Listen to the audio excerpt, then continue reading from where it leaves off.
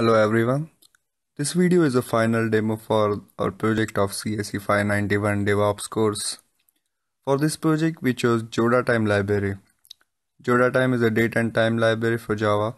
It provides extended and easy to use methods when it comes to using features like calendar, date time, time zones, and other related functions in your code. Links for the website and GitHub repository are given above. We just cloned this repository and started working on it. As part of the 3 milestones, we did a lot of things.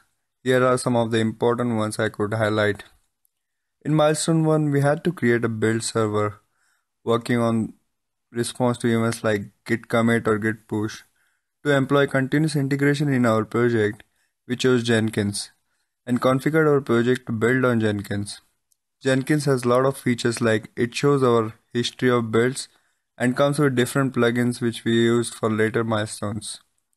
Pre-commit and post-commit hooks were used to automatically trigger Jenkins builds and other tasks like sending email notification and doing some post-build tasks like build failures, etc.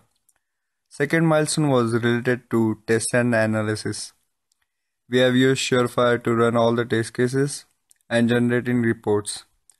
Jacoco plugin was used in Jenkins to show test coverage report. To improve the test coverage, EvoSuite was changed. It is fairly new tool, but it automatically generated around 60-70 more test cases and helped improving the code coverage. Findbugs is a static analysis tool that we use and that could find around 77 total code bugs of different priorities. To add custom analysis, we decided to go for our finding code to command ratio in our code files. Newly written comment analysis.java could differentiate between comment line and code lines and give the comment ratio for all the files. Third milestone was deployment. Using Ansible, we created instances on Amazon AWS and pushed our code to those servers and have our site up and running with simple playbooks and shell scripts. Redis flags was used for toggling features. Canary release server was newly created and load balancer was used to switch traffic between Canary release server and production server. Well, next is our special milestone with a special image. For this milestone, we decided to go for Restart Monkey for our JodaTime application. People might hate this, but sometimes a need arises to reboot your server, and there comes the idea of Restart Monkey. It restarts the server, and once it is successfully booted, checks if the service is properly restarted or not.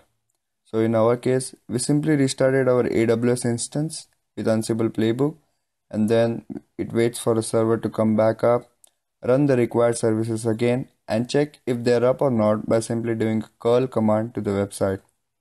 So in this video you can see I'm running a script called restartmonkey.sh. In AWS console you can see that the server is stopping now. After few moments, then it is coming back up. Once the server is up, another shell script is run inside Restart Monkey, which will just make the site up and running using maven site command on port 9000 and wait for it to become available. Once the site is available, Restart Monkey will simply be running a JavaScript program to curl to the public DNS of the instance and check for the response code.